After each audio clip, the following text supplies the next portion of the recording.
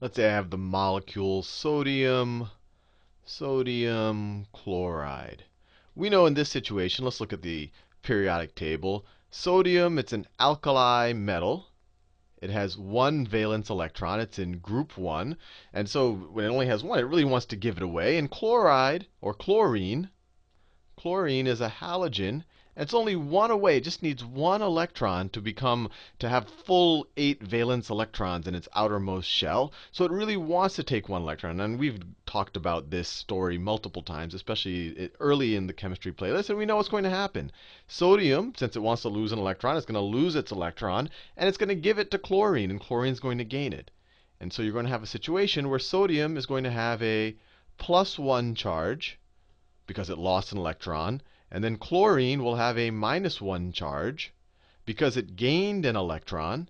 And then they'll be attracted to each other because this one is now a positive atom and that one's now a negative atom. And just the Coulomb force will make them want to be with each other. And we call this, of course, an ionic bond. I haven't taught you anything you don't know yet.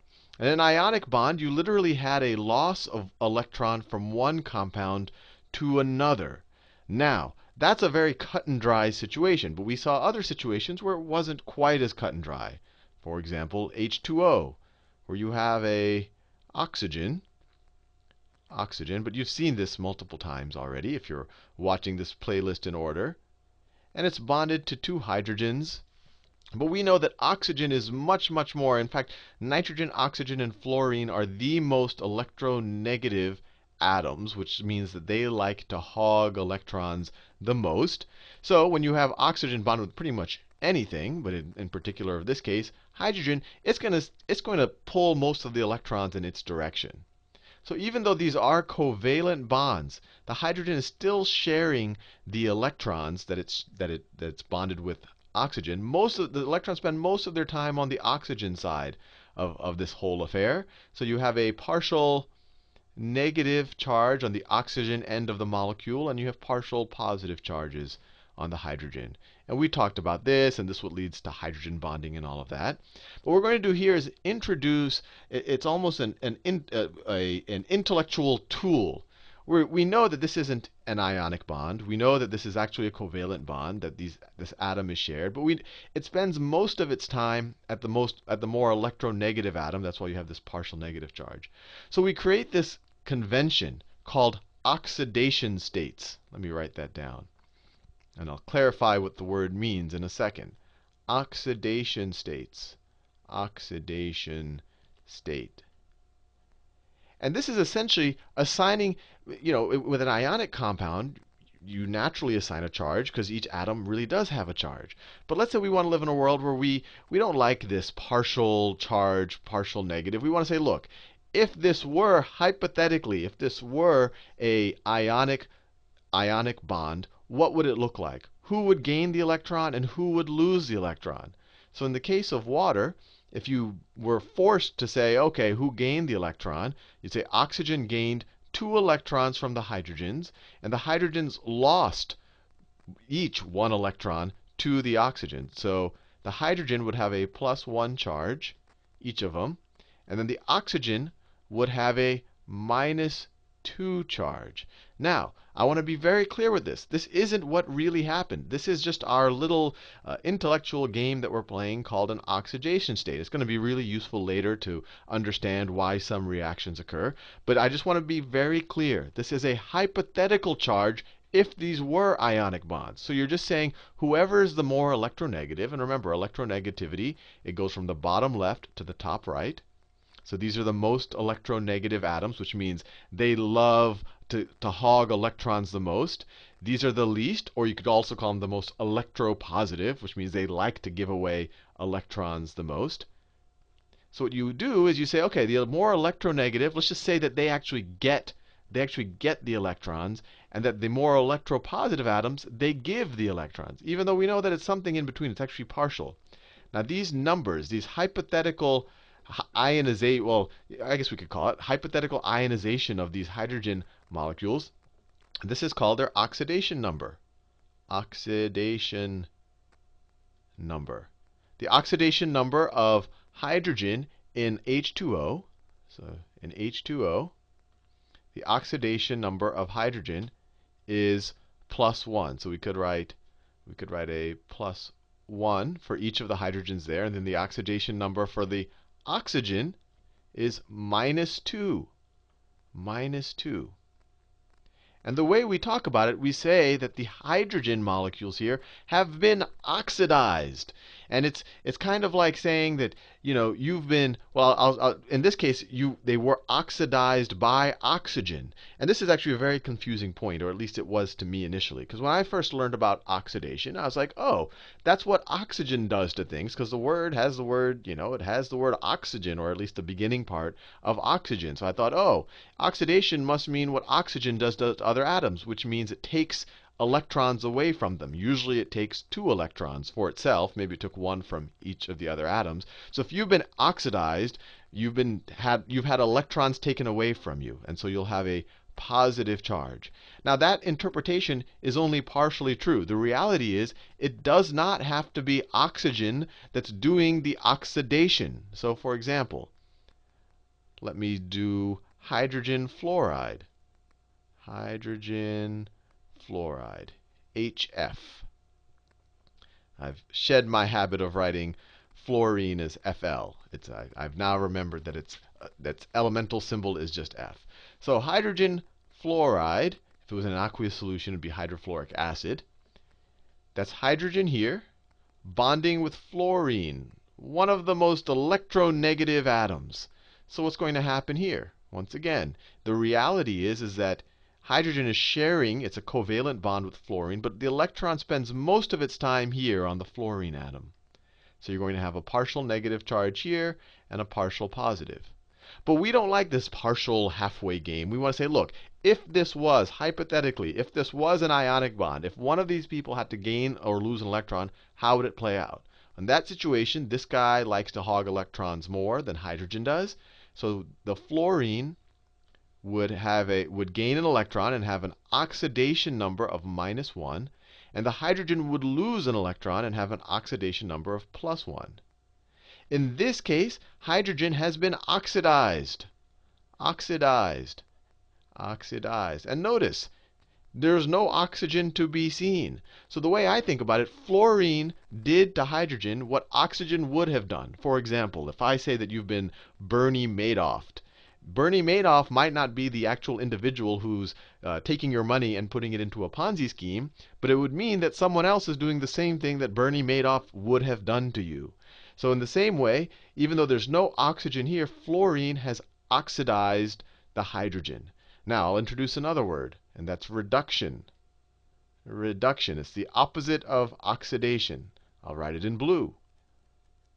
Reduction. And this just means a loss of a reduction of charge. So reduction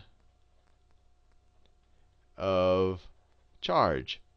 So in this hydrogen fluorine molecule, or hydrogen fluoride molecule, hydrogen has been oxidized. It's been oxidized because electrons have been taken away from it. That's what oxygen would have done to it. And so it has now a positive charge. And its oxidation number is +1, because it's exactly 1 electron would have been taken away from this in a hypothetical ionic bond. Now, fluorine has been reduced. Reduced. Its oxidation number, its oxidation state, was reduced by 1. It went from being, if there was no hydrogen around, it would have been neutral. But now it has a -1 charge, because in our hypothetical world of, there's no partial charge, it's more electronegative. It took the atom from the hydrogen, so it has a -1 charge. Its charge has been reduced. Its oxidation state has been reduced. Your oxidation state is just that hypothetical charge. And that's how I think of it. Reduction means reduction in your hypothetical charge. Oxidation means what would have oxygen have done to you, which means it would have taken away electrons, which would mean you have a positive charge. But if you look in some textbooks or some teachers, they'll give you a mnemonic. Leo says grr. Leo the lion says grr. I'll say says in small because it's really irrelevant to the mnemonic. Leo the lion says grr. Grr. And this is just a way of remembering That, okay, Leo, like that means losing electrons is equal to oxidation, and that gaining electrons is equal to reduction. Now, to me, when you first said, oh, wait, I'm gaining electrons, but I'm getting reduced. What's getting reduced? What's getting reduced is your charge, because electrons are negative. You're gaining something with a negative charge. So that's where the reduction comes from. Oxygen comes from the fact that oxygen will normally make you lose electrons. It will normally take electrons away from you, even though oxygen might not have anything to do with the reaction. Now, there's a couple of, we can look at the periodic table and we can guess in most molecules what an oxidation state of a given atom will be. All of these guys are alkali earth metals. And this is really a review. I mean, it's kind of taught as something new, but we know all of these guys, they love to give up electrons because that makes them stable, because they have this one electron in their outer shell. So they tend to have an oxidation state of +1, which means that they tend to give away an electron. For example, if I write sodium chloride, in this case, the oxidation state is truly reflective of their charge. It gave away. Its charge is equal to its oxidation state. It gave away an electron. And that's true for all of the alkali metals right here. Remember, I don't include hydrogen there, because hydrogen is a little bit of a special case. It could have been thrown here on the periodic table, because it has one electron in its outermost shell, which is just its only shell. But it's also happy to get two and have a configuration like helium. So you can almost view it as it's very close to completing its shell. So it sometimes has alkali earth, not alkali earth, alkali metal type properties, and sometimes it has halogen properties where it wants to gain electrons. So hydrogen, if it's, let's say hydrogen is bonding with one of these guys, right? So let's say you had lithium hydride. Lithium hydride. So in this case, lithium, it's right here, it loves to lose its electron. So it'll lose its electron. So it'll have an oxidation state of +1.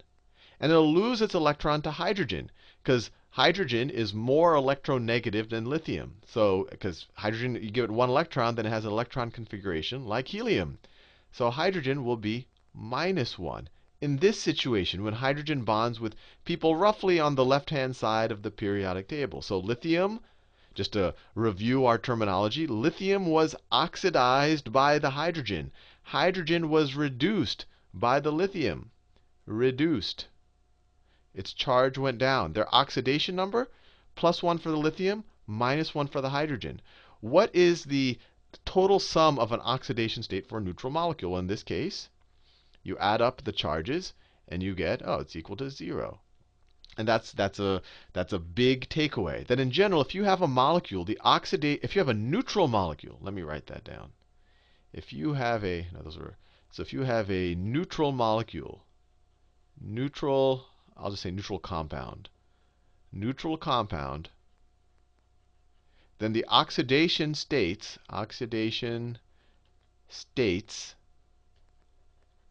add to 0. And if you have a non-neutral compound, if you have a +1 charge, the oxidation states of all of the molecules in your compound are going to add up to your charge. So for example, if I have, well, let me give another example. So in this case, I had hydrogen bonding with these guys. In that case, hydrogen is the one that took the electron. But if, let's say, I had OH minus, so OH, H minus, OH minus.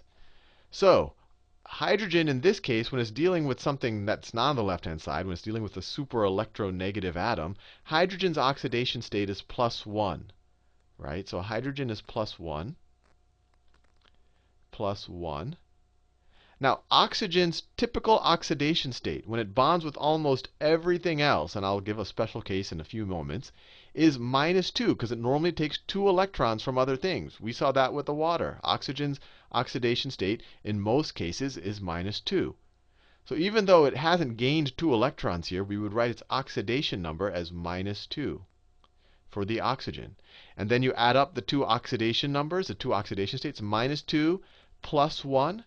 And then you get, well, actually, I'll take that back. Oxygen has gained an extra electron because this is already an ion. So in this case, this OH, oxygen has stolen an electron from someone else. Let me draw that. So it's OH. And then oxygen normally only has 1, 2, 3, 4. So oxygen has completed its valence shell. So it's essentially, it took an extra electron from someplace else. So it definitely does have a -2 charge in this case. Oxygen has a -2 charge. Hydrogen has a +1 charge because this electron was taken from it by the oxygen.